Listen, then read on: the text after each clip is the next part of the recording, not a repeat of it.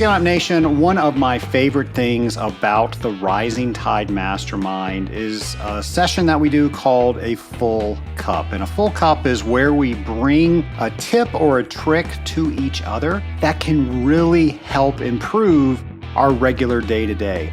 And a few months back, Eric Russo, member of the Mastermind and has been on the podcast several times, he brought to us the Rocket Book. Folks, the Rocket Book is amazing. The Rocket Book allows you to take notes just like you would on any other notebook, but it has a scanning feature that turns what you write into searchable text. It makes your notes able for you to find. This was a game changer for me, and I know it can be a game changer for you. We have an affiliate deal worked out with the Rocketbook, folks, so you can go to scalinguph2o.com/Rocketbook, and you can receive 15% off your first order of $20 or more.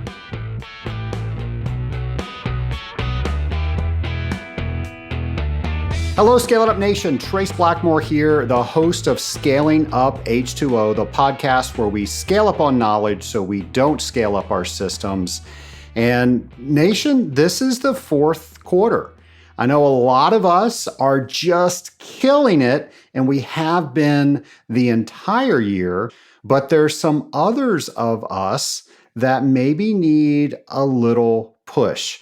Well, it's my hope that all the lessons that you've learned throughout this year, you're learning how you work, and you're assessing how do you do things better? How do you continuously improve yourself, not just because you want to, but because of the lessons that life is teaching you.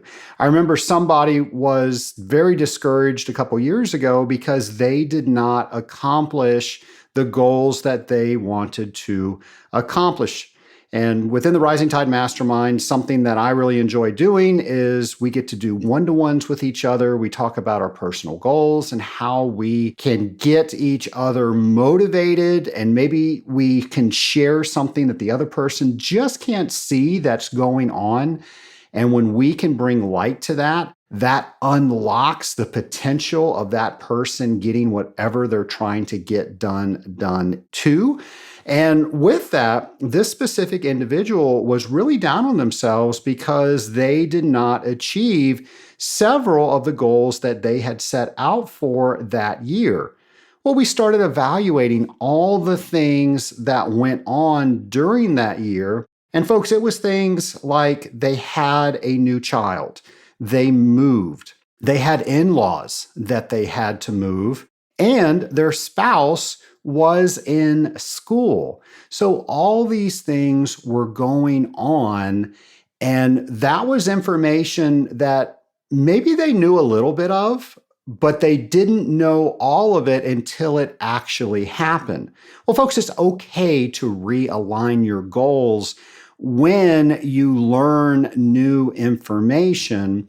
But I think a lot of us, what we don't do is we anticipate life actually happening, or we just say we want to get this one thing done, and we don't look at what's going on in our lives right now and what's going to happen in our lives in the immediate future to make sure we're setting ourselves up for success.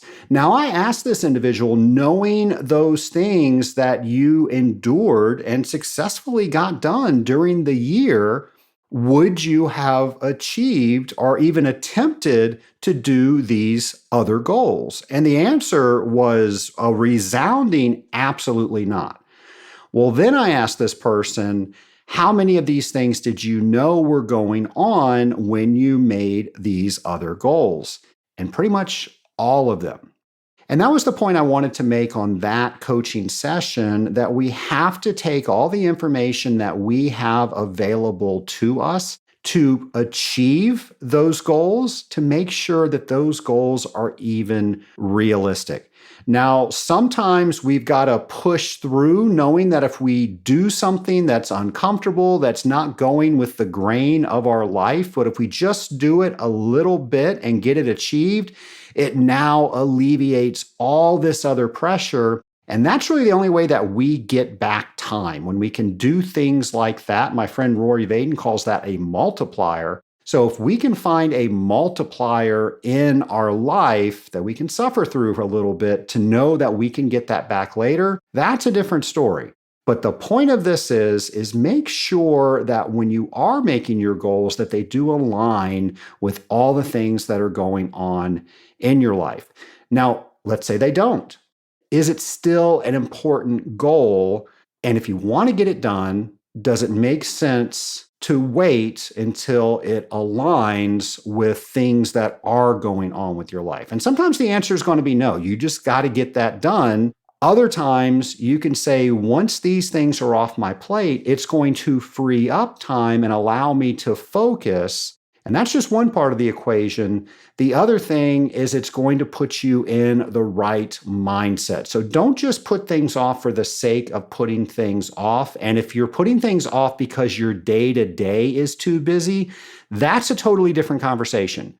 Because your day-to-day is never going to get any better unless you start making changes, unless you work on the outside of what you consider comfortable. And if you're there, your day-to-day will continuously get better. But if you're not doing things because you are staying in the day-to-day, that's what I want you to consider. Nation, I've talked about the 5-minute journal before on this podcast, but it's been a while. This is a tool that I recommend to a lot of people. It's a tool that I use. It's a tool that my wife uses. It is called the 5-minute journal because it won't even take you 5 minutes to complete it. What it is, it's 3 questions that you ask yourself in the morning before you put your feet on the floor getting out of bed. And then it's 2 questions that you ask yourself right before you go to bed. It's amazing how that helps train your mind to filter out all the clutter and focus on what's important to you. You combine that with goal setting, and Nation, you will be unstoppable. I've got an affiliate link to the 5-minute journal. You can go to scalinguph2o.com/journal and get yourself a copy of that. Back when we were all on the lockdown during the pandemic, the 5-minute journal is something that really allowed me to focus on what's important. When everything that we knew was changing last year, it allowed me to make sure that I was doing the things that I needed to do. And with all the negative information that was out there, it really helped me use my brain as a filter. So I was working on the things that had direct impact for me and the people that I care about, and I was filtering out all the rest of the noise. I would not have been able to do that because my mind would not have been tuned to do such if it weren't for the 5-minute journal. Again, that's scalinguph2o.com/journal. Scaling Up Nation, as many of you know, I was the president of the Association of Water Technologies several years ago. And many times during my 8-year stint on the board of directors, members would come to either me or the board of directors and say, I'm having problems finding people. But even more so, people were saying they didn't understand why they weren't attracting younger people to their companies, how to do that. And the association, I think, does what they can to help with that. But today we're going to talk to an expert on that topic. So here's that interview. Scaling Up Nation, my lab partner today is Addyson-Zhang, but we're going to call her Dr. I. And I'm so excited to talk with you, Dr. I, today. There's so many things that you know and that are broken in the education system, things that people like myself as business owners need to know about communicating with younger people. And we're just going to cover all of that. But before we do you mind telling the nation a little bit about yourself? Yeah, of course. So first of all, thank you so much for having me on this podcast. And I'm looking forward to it. And I am a professor turned entrepreneur. I got my master from Syracuse. I got my PhD from University of Maryland, and I was teaching in higher education for 10 plus years. And finally, I came to the sad conclusion that the current education model is no longer serving the next generation to help them become career ready and life ready. So I asked myself an audacious question. Do I want to be part of the problem to continue to perpetuate this broken education model, or do I want to be part of the solution? So I decided to be part of the solution. And as a result of that, I resigned from my very comfortable, well-paid college professor job and started running my own company. And so nowadays, I offer different educational programs at my own company. And I mainly work with teenagers and young adults to really help them develop confidence and motivation and also gain real life skills so that they can be future ready and career ready and life ready. So that's kind of what I do. And my work has been featured in Forbes, Entrepreneur, Today Show, Pearson Education, and a number of other places. It's really impressive, all the work that you're doing. And the company's Classroom Without Walls. And I want to talk to you as a business owner first. And actually, before that, let's even jump back a little bit further as an entrepreneur, because I know how scary it is to leave a paying job, a comfortable job, and then start something from scratch where you have nothing. How did you make that leap? It is a very scary decision. I think the biggest part was an identity change because for my entire life, I spent my entire life in education and I only had one identity, which is a teacher, right? A college professor. So when I decided to resign from that position, I was also resigning from that identity. So it was really hard for me to understand, okay, I'm saying goodbye to that old identity.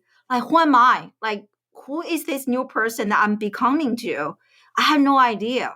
I really had no idea. So that mental transition is very, very hard. So before I resigned from my job, I was actually already building my personal brand. I was really active on Twitter. And in 2017, I actually started my very first live streaming show.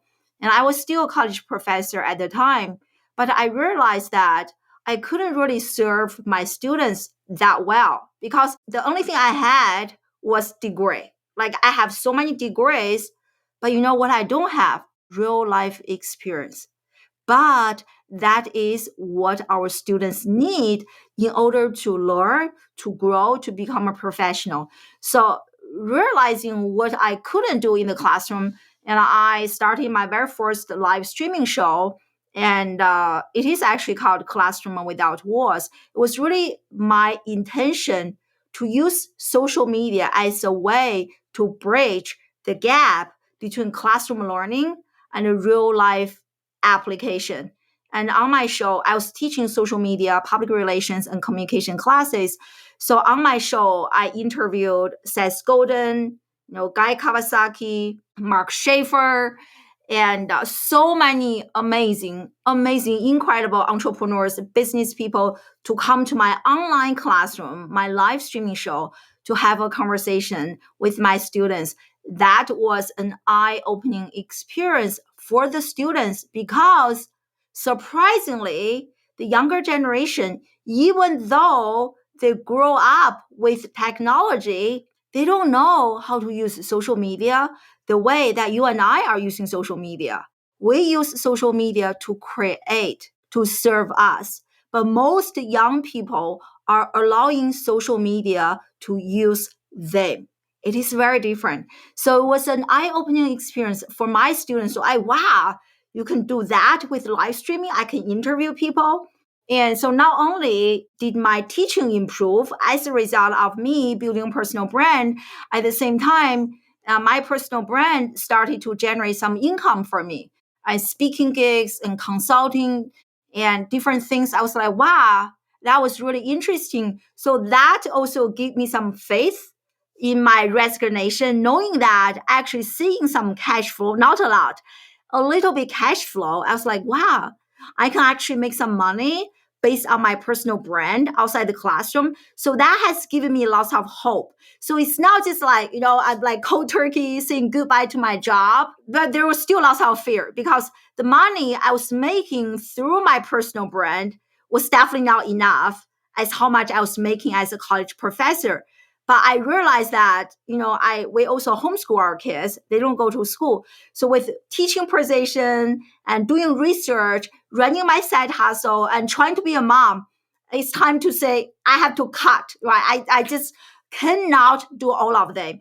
So it was a hard time to make a choice. So I decided to try this and to, have some faith in myself. So I resigned having some cash flow, but not a lot.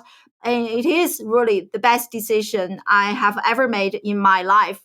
And I'm really happy. Yeah. Now I ask myself, why didn't I do this earlier? Question we probably all ask ourselves, but what's the proverb? The best time to plant a tree is 20 years ago. The second best time is today. Yeah, I love that. Yeah. So I want to ask, there is a student out there that is listening and they're thinking, I'm not getting everything that I should be getting to prepare myself for after school, for real life. How do you make that connection? Yeah, I mean, I get that question all the time. The thing is that I feel like very few students are actually developing essential life skills. Research has shown that GPA, grade point average, is actually inversely related to innovation. And if you ask any business owners, and innovation is a very important quality that we're looking for in our students. But the entire school system is telling us what truly matters is our children's academic performance. Look at their GPA, look at their grade. But grade is inversely related to innovation. In other words, the higher the GPA, the less likely that a kid is to innovate. And one of my favorite books is titled A Students Work for C Students, B Students Work for the Government. Right? And I have so many studies like that. Just recently, I read another study that came out last year. So a group of researchers, they are trying to understand and trying to investigate our children's curiosity, because Albert Einstein has said that, I'm not smart. I'm just very curious. I stay with problems longer. Right? So curiosity is a very important thing. And they studied how curious our children are. And when the kids were 5 years old, and they asked on average 107 questions per hour. Okay, 5 years old, we're talking about American kids. And by the time children become middle school and high school students, they stopped asking questions. So on average, per 2-hour period, they ask about 2 to 3 questions. So you really have to ask yourself, from 107 questions per hour to 2 questions per 2-hour period, what really happened? What happened is that they got more educated and they are being told by their teachers, by the school system, to shut up, to listen. They did way too many multiple choices, right? There's only one question. There's only one answer. Don't ask, don't question, obey. So if you're a really good student, coming out of the traditional system, you are very good at following instructions. You are very obedient. But my challenge, the thing that I'm trying to disrupt is that what we need in the 21st century? The answer is no. So to answer your question, I feel like all the kids coming out of this system needs to go through some additional training to develop some essential life skills. And I think the easiest way that they can do this is that every student should launch a live streaming show or a podcast. I say, for example, if I'm a doctor, I want to become a doctor. I don't even know this is good for me or not. And in fact, there's another study saying that almost 50% of millennials regretted about the major that they chose when they were a student. And I definitely had the same regret, because the things that students spend their entire life in a very artificial environment, listening to the teacher telling them, 9 a.m., you are taking a language class. 10 a.m. is time to use the bathroom. 11 a.m. is time to do physical education. When you do that, after 10 plus years, you lose your ability and agency to think on your own behalf. So I highly recommend that every kid, especially graduating from high school and college, start a live streaming show. If you want to become a doctor, can you use LinkedIn, which I call digital networking, to practice digital networking, to identify a few doctors and to interview those people on your own live streaming show or on your podcast to, first of all, practice your communication skills, because so few students actually know how to communicate. And a Harvard study actually suggested 85% of a person's career achievement actually comes from soft skills. Only 15 comes from hard skills. So start a live streaming podcast, interview people, put yourself on camera to see how good you are at listening, articulating yourself, asking questions on the spot. And also, when you do an interview with those professionals, you can really test, is doctor good for me? What is a typical day like for them? Do I really want to do this? That can save you so much time and so much money if you discover, wow, that's not what I want. Because I heard from so many kids, they wanted to become a lawyer, a doctor, or PR person because of Sex and City, whatever show they watched, right? And they feel like, oh, wow, I watched an episode of Sex and City, and Samantha is a PR professional. I want to be like her. Therefore, I'm choosing a major.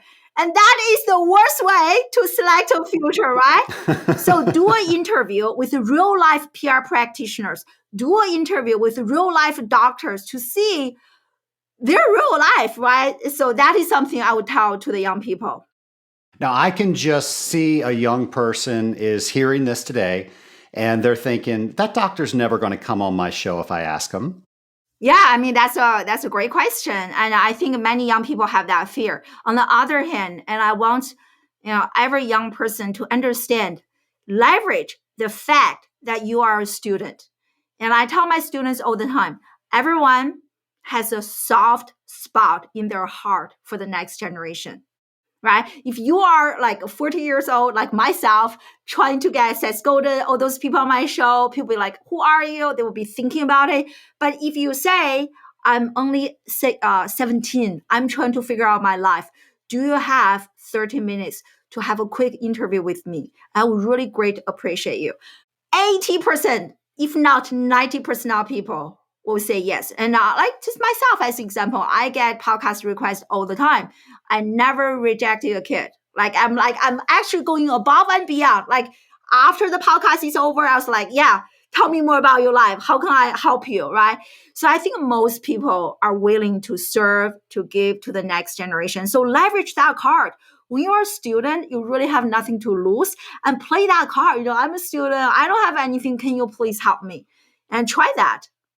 Dr. I, this podcast serves the industrial water treatment industry, and it is an aging industry, which means a lot of people are getting ready to turn their companies over to a younger generation. And we have a systemic problem where it's an industry where unless you know about it, unless somebody tells you about it, people just don't know about it as a career option. What advice do you have for our listeners today to make sure that we're getting the right message, and how do we get that message to the next generation? I mean, this is an amazing question. I personally really don't know much about your industry. When you reach out to me, I was like, I don't think I could be a good guest. I really know nothing. So I think many people have that question. And I think as a business owner, it is our job to do storytelling and the story selling, right? So if you are just treating this as I'm doing a business presentation, this is our mission, this is our vision, blah, blah, blah, most people will fall asleep, especially the younger generation. Those are the people who watch TikTok videos. Every TikTok video is like 30 seconds, 50 seconds, so very short attention span, right? So, to really get those people's attention, you have to speak their language, which is storytelling and story selling. So, what are some stories that you can share with us about your business? Right. So, what I learned as a college professor when I was trying to engage with my students, I was like, you know what? I realized that as a professor for so many years, I was talking at this level. That is not working. And my students are at this level. I need to go to their level and speak their language, which is social media, right? I really need to use social media to connect with my social media. We use emoji, we use everything that the way that my students talk is how I talk. And then we connect it, right? So like one thing that you guys can do is storytelling and story selling, right? Just tell me stories. I don't know if many people in your industry are actually on Instagram, are actually on TikTok. Those are the places where young people actually congregate. And you need to go where they are as opposed to be like, I'm here, come. They are never going to come to where you are. You have to learn to study them, to learn about their language, to go to where they are and practice the way they are telling stories, they are consuming content, and you will get their attention. I guarantee you. And second way is to do influencer marketing. It is so amazing, so powerful, right? If you can identify, it is very hard to find 1,000 people who are really passionate about what you do. But it is not that hard to find one single person. So if you can find one person who has a relatively large following on social media, I'm not even talking about millions, like even 50K, 100K, 20K, they're good, right? So share with a few influencers and ask them, leverage their platform to spread your message, to spread your story, and to engage with the younger generation. So now we found a person, they said, hey, this really sounds interesting. I want to interview for the job. And now I take them through our interview process to see if they're eligible to come work for our company. Is this the same interview that I would give a 45-year-old, or does it need to be tailored for somebody coming right out of school? 100% has to be tailored, right? Otherwise, they would be like, what are you even talking about, right? So it has definitely to be tailored. And maybe you guys can even hire some people who are social media savvy. They're good at creating content, and they can start sharing what you guys are doing, behind the stage, show us some really cool stuff. Like one of my friends has a chocolate shop. So every day he was using Snapchat to show us how he was making the chocolate, because very few brands actually do that. We're like, wow, that is so interesting. And young people love that, right? So traditionally we have B2B, business to business, B2C, business to customers. But the new age is H2H, right? Human to human. And we want to connect with you at a human level. And the best way to connect with each other at a human level is through storytelling, through story selling, through leveraging social media. And this is something that young people are really passionate about, right? So definitely tailor the interview and connect with them at things that they are passionate about, they are really good at. I'm sure there's somebody listening out there that says, isn't it their responsibility for them to shift how the business owner is thinking or how the person that's conducting the interview is thinking instead of vice versa? I think great question. I think it really depends on the field. In my field, right, we have hundreds of millions of applicants.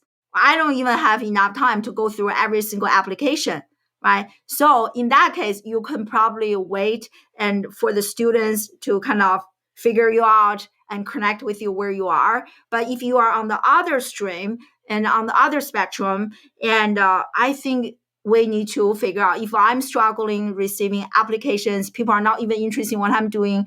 Like I have been standing here and shouting, hey, look at me, but nobody's paying attention. If that is the case, I think it is time that you spend some time and energy to study your audience to see how you can connect with them better. So it depends. I think that's a great answer. If you're not getting the results you want, you need to change, right? Exactly. What are some of the things that you're doing to prepare your students to go out in the workforce? So besides, like really learning how they can use social media to practice digital networking, which has been really powerful for all of my students, and also learn how they can use social media to do more content creation as opposed to being a passive consumer. As what I mentioned earlier, most kids are allowing social media to use them as opposed to they are using social media to serve their own career needs. Very few kids are actually doing that. So that is another way. And another big segment, and I really focus on a lot at my school, is to really help our students develop essential life skills. Like, Adobe, there's a recent Adobe study came out, and they scanned millions of job postings, resumes, and trying to discover what are the factors that matter the most when it comes to finding good jobs, working for a company. And they discovered the 5C, which include communication, collaboration, creativity, critical thinking, and creative problem solving. So those are the skills that I prepare. It is one thing that you do an exam. Hey, what are the 5 elements of communication? What is the definition of nonverbal communication? It is one thing to understand that. It is totally different to apply that. So I do a number of different projects with my students to really help them not only understand, but actually apply and to develop those essential soft and life skills.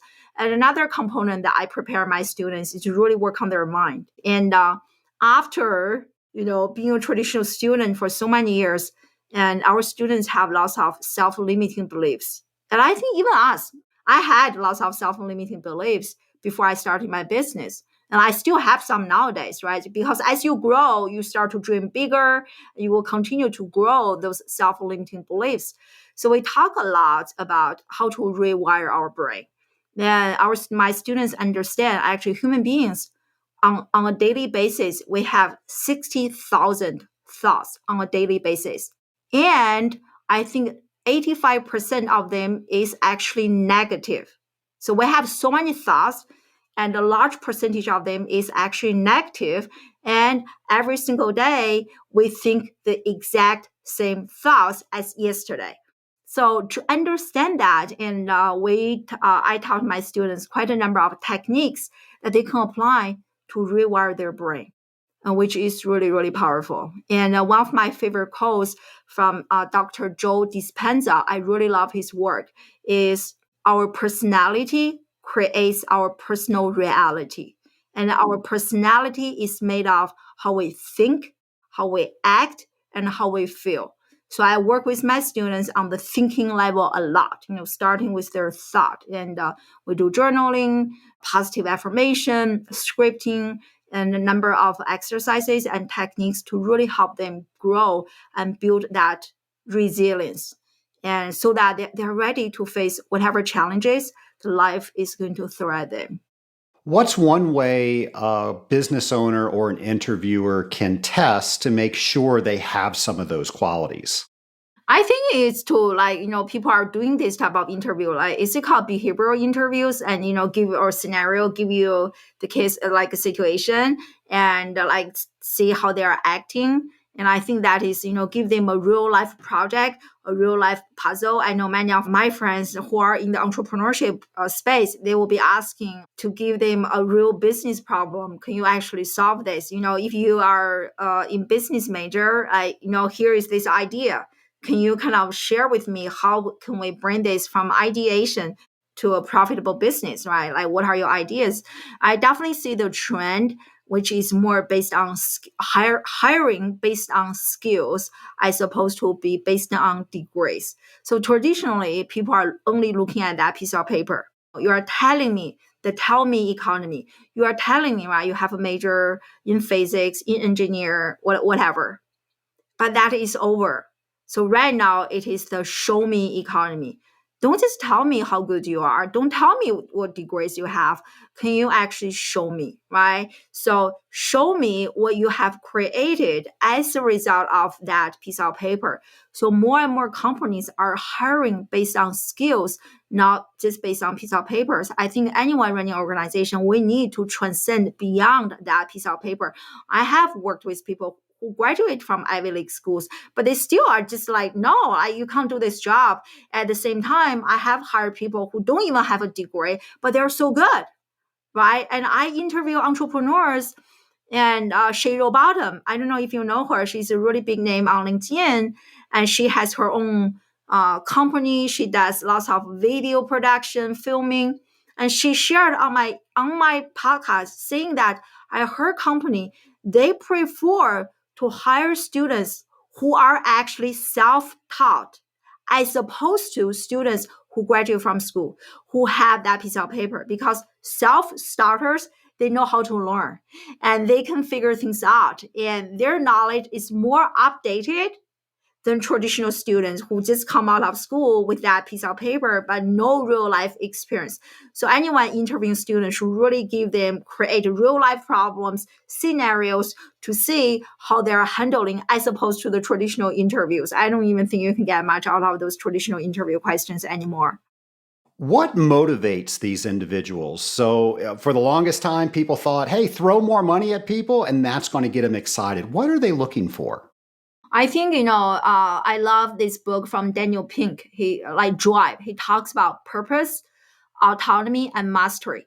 Those are the three factors to motivate anyone. We homeschool our children, and those are the three factors that I apply to my own homeschooling journey, right? And the number one is like purpose. So for any organization, because the drive has to come from inside, right? And that's why there was a study that came out last year from Yale University talking about how 85% of US high school students hate their school, like literally hate their school, 85%, right? And because they don't have that sense of purpose and also they don't have autonomy, and they're probably being forced to learn something that they have no idea, right? You have to learn this physics, like why? They don't have that sense of purpose.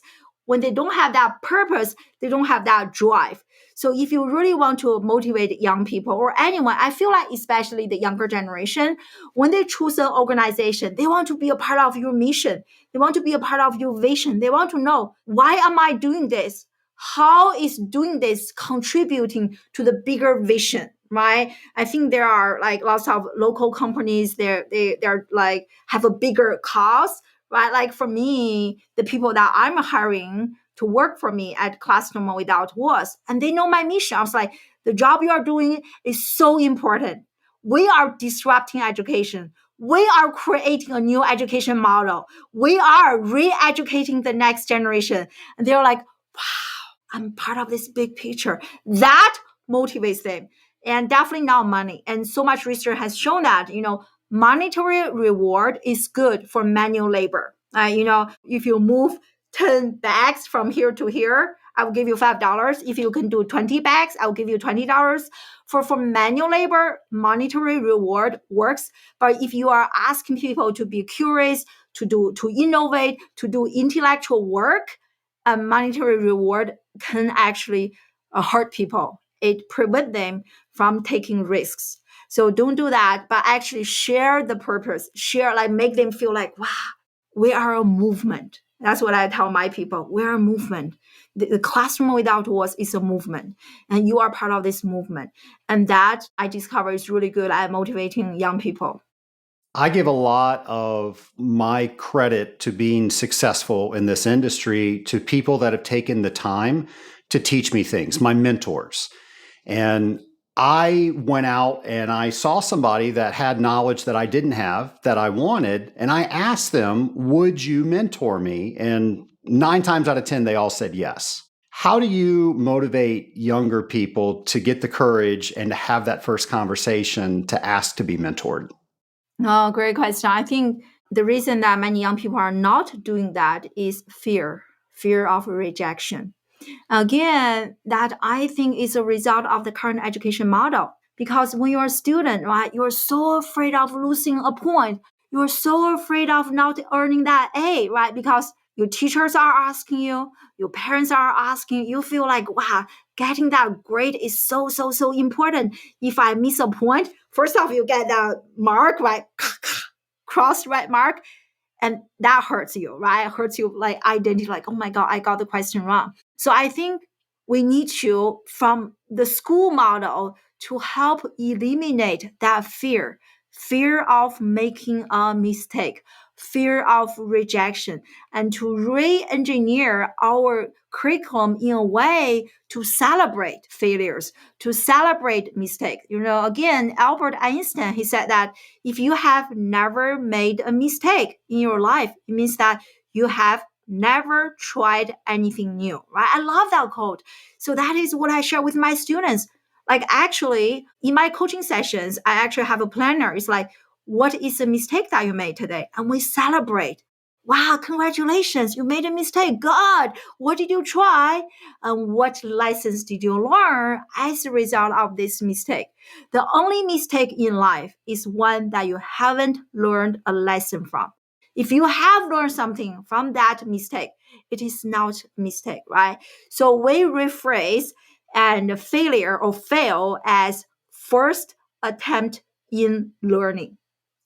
And I think we need to instill that into all of our children. So once we eliminate that fear of being rejection, of being told no who you are, and more young people are willing to talk to strangers, to open up, knowing that they might be rejected.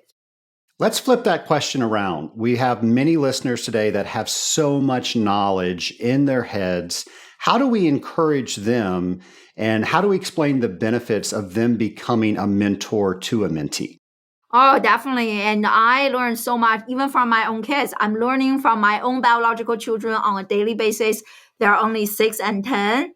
And like when I coach my students, I'm always learning something. The other day, one of my students, she's only 14, and she told me something about TikTok. I was like, wow, that is so cool. I had no idea. And I think for, to encourage people of our generation and to entice them to become mentors and coaches is to really push them to put themselves out there, right? Build a personal brand, especially on LinkedIn. I really love LinkedIn.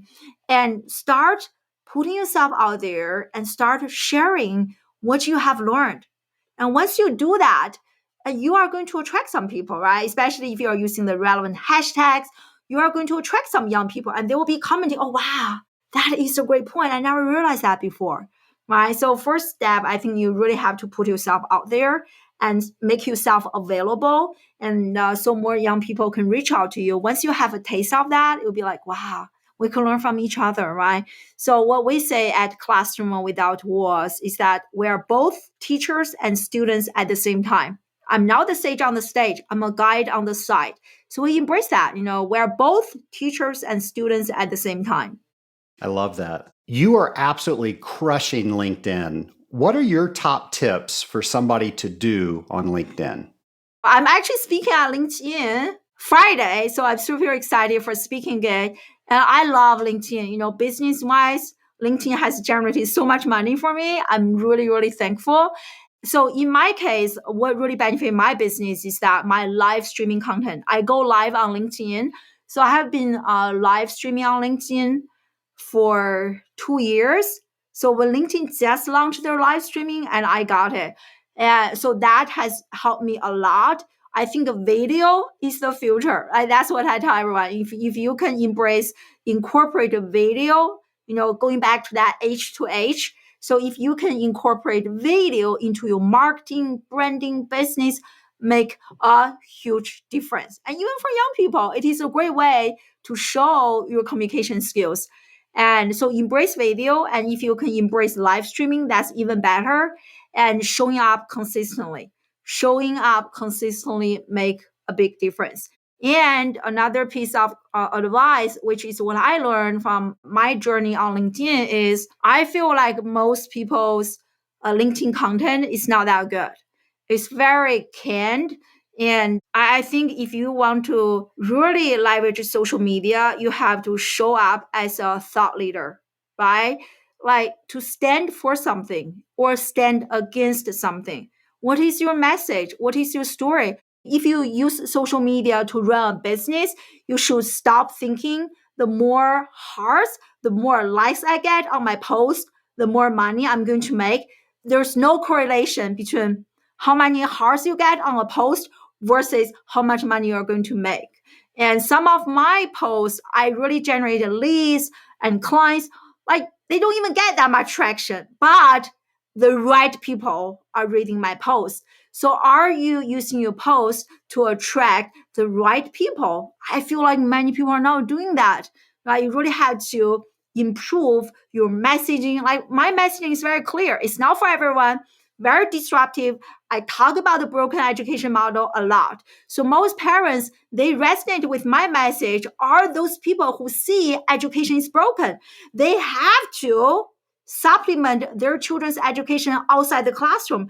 And when they see my message, it is validating to them. Oh, wow, the study is saying that the importance of college education has decreased 50%. Oh my God, that's what I have been thinking. Validates them like, wow, I need to check out this lady. And I can't tell you how many people check me out that way because like I am speaking my message. I'm standing for something that I truly believe. It's not I'm lying. I truly believe the education model is broken. We covered a lot of territory today. If you could only drive home one message to our audience, what do you want that message to be? So I want to share this quote. When the flower is not blooming, we fix the environment, not the flower. And to me, when I look at that quote, the flower represents our students and the environment is the classroom. So oftentimes when our children are not performing well, my own kids, I do this sometimes, I'm guilty of this myself. I will be yelling at the kids, we'll be labeling, right? ADHD, what's wrong with you? But instead, we need to pause and reflect on the environment and fix the environment so that the flower can continue to grow. I guess this can also be applied to a business environment, right? When our employees are not doing their optimal performance, instead of, fire them or say something about them or give them a mean evaluation, what can we change about the environment to foster our employees to grow, to thrive? So that's kind of a quote I really love. I love it too. That's great imagery.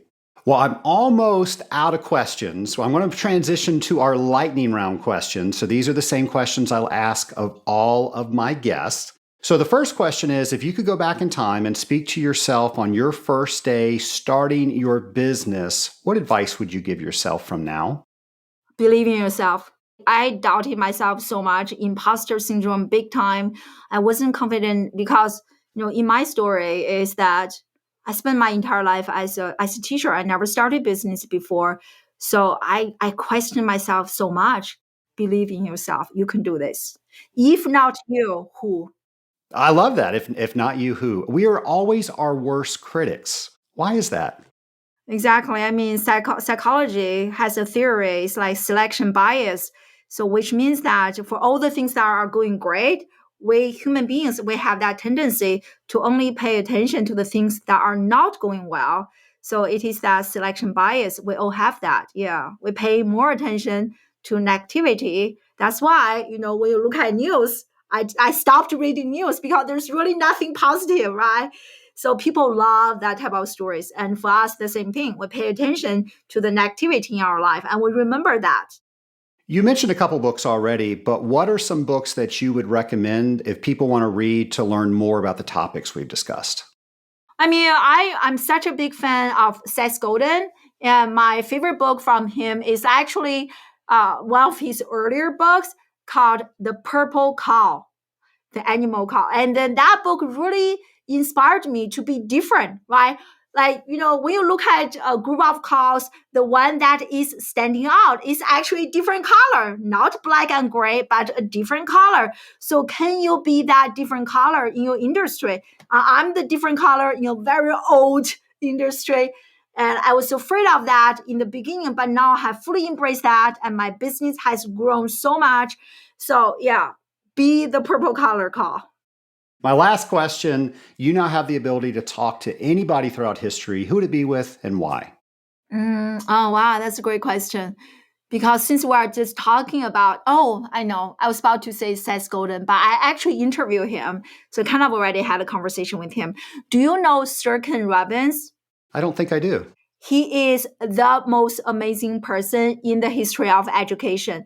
And his TED Talk, Do Schools Kill Creativity, is the number one watched TED Talk. Sirkin Robbins. And I love him. Unfortunately, he passed away this year or last year. He passed away last year. So if I could, I would love to have a conversation with him. He talked about so many problems in education, and I have learned so much from him. So if I could, I would love to have lunch with him. Dr. I, you mentioned your podcast. Tell us a little bit about that. Yeah, so it is called What is School For? And we also go live on LinkedIn, YouTube, Facebook, Twitter, Amazon. I have just become an Amazon influencer, so I'm really excited. And it is called What is School For? Inspired by my interview with Seth Godin. So the goal of the show is to discuss, debate, and disrupt education so that we can future proof the next generation. I go live every Friday at 9 a.m. Pacific time or 12 Eastern time. And actually, this Friday, I'm going to interview a high school dropout, 20 years old, dropped out of school, started his business. And just this year, right now, September, his business has crossed 500K in revenue. So he's coming to my show, sharing his journey, why he dropped out of school, how he's learning outside the classroom, and how he's starting his business. Incredible story. So I'm really excited. Anyone interested, check it out, live or replay. Well, Dr. I want to thank you for coming on Scaling Up H2O and sharing so much information with us today. Oh, thank you so much for having me. What an info-packed interview. I took so many notes during that interview. Some of the things that really stood out to me was how content is used online, and a lot of younger people, they just consume content. And I think that's the disconnect with the older generation, where they just see that consumption and they don't see what value it brings. Well, Dr. I think, summed it up perfectly. When we think of social media, the content that we're putting out, and again, we're not consuming it, we're now adding to it, we're putting it out under the mindset that we are serving others. Maybe we're serving our industry. Maybe we're serving a specific group of people. Maybe we're just serving our company. Whatever it is the content serving? And then hopefully other people will consume that, and they will use that information, that content, to actually act on something. In our case, hopefully it's acting on learning about the water treatment industry as a potential career, and that enables them to act further on learning more about industrial water treatment. So maybe you should look at what you're putting out on your social media. And if you're getting the right results, then by all means, don't change anything. But if you're not getting the results that you want to get, that's life telling you that you need to change something. And maybe this is what you need to change. Scaling Up Nation, I'm also curious if you're going to change some of your interview questions depending on who you're interviewing. Wasn't that great? It's not just we're interviewing, it's one human interviewing another. What is that going to do for you in your interview process? How are you going to tailor that so you can check out those soft skills? So you can make sure that they're bringing to your company a lot more than just a piece of paper, that they can think out of the box, they can critically think, and they can add that missing element that you are looking for in your company. Now, a lot of water treatment companies, especially, they don't interview often, and they don't interview unless they have to, which means most water treaters are very poorly practiced when it comes to conducting an interview. So I hope if you haven't practiced interviewing in a while, you re-listen to this podcast and think about what are some of the things that you can do in your process to make sure you're asking the right questions and you're getting the right information from your candidate to make sure both of you are set up for success for years to come. As I mentioned in the podcast, I owe so much to my mentors. I've had many of them on this show. And Nation, I would not be where I am today, and I would definitely be a lot more bruised up had it not been for the people that poured into me, the people that shared experiences, the people that gave me information, the people that I'm just able to call when I have a question. And there are so many of them out there. And as Dr. I said, a lot of us, and by the way, I'm 46 years old, and I am not too old to ask somebody to mentor me. There is always somebody out there that knows something more than I do about a particular topic. Well, Nation, if I want to learn more about that topic, what a great way to do that. Instead of just reading a book, I can now talk with somebody that's done it, that's experienced it, that's gotten a little bruised up along the way, getting to where they are now. And there's just something about people that want to help other people. So if you ask the question, if you have the courage to ask somebody to help you, I almost guarantee you that that other person will say yes. And for the people that are saying yes, I want you to know what you're saying yes to, because I have the honor of mentoring several people in water treatment and business and all other aspects of life. And when you are mentoring somebody, it's not that you have to know the topic inside and out, but you do normally know the topic more than the person that asked you to mentor them. What's going to happen is you are going to have a totally different experience because now you are the professor. You are teaching this topic. And if it's something that you want to know more about, there is no better tool out there than to change your perspective from that of a student to a teacher. And when you have to explain that to somebody else, you just have a whole different understanding of that topic. So that's one. And then two, I truly believe that our goal on this planet is to learn as much as we can, apply what we learned, but also to share what we learned. How are we going to teach other people what we learned so we can continuously get better at everything that we do?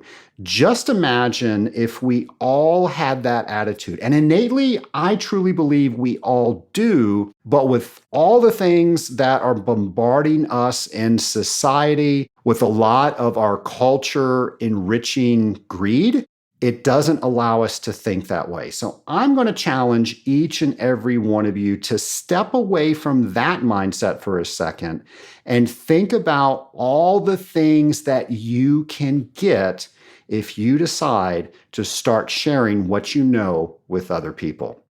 Nation, I love bringing this podcast to you, and I love that you tune in every Friday for a brand new episode. Of course, I'll be bringing you a brand new episode next Friday, so be sure to tune in to that. And I know you thought I was getting ready to forget James's challenge, but right before we sign off, here is James's challenge.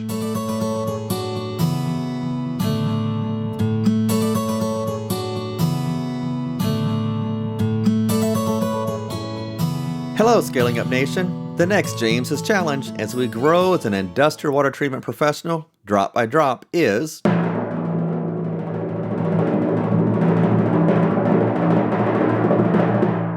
calculate how much heat energy goes down the drain with boiler blowdown and how much it costs. Boilers use a lot of energy by design. The more energy the boiler can transfer to the steam, the better. Of course, a boiler requires blowdown to operate, which means heat energy is going down the drain. Do you know how much? Do you know the costs? Can knowing this information help demonstrate the need for better blowdown control or maximizing cycles of concentration or the concentration ratio? Be sure to share your experience on LinkedIn by tagging it with hashtag JC21 and hashtag ScalingUpH2O. This is James McDonald, and I look forward to seeing what you share.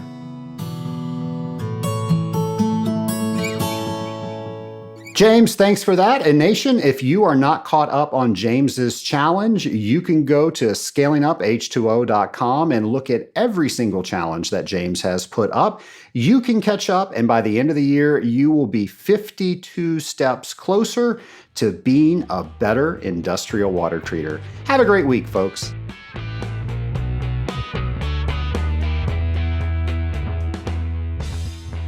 Why do we call our mastermind the Rising Tide Mastermind? Well, I know you've heard me say before, a rising tide raises all ships. That's one of my favorite quotes because it's so true. The better we do, the better somebody else can do, and vice versa. That's exactly what the Rising Tide Mastermind is. It's our members helping other members to achieve success and to get there further and faster. To find out more about the Rising Tide Mastermind, go to scalinguph2o.com/mastermind.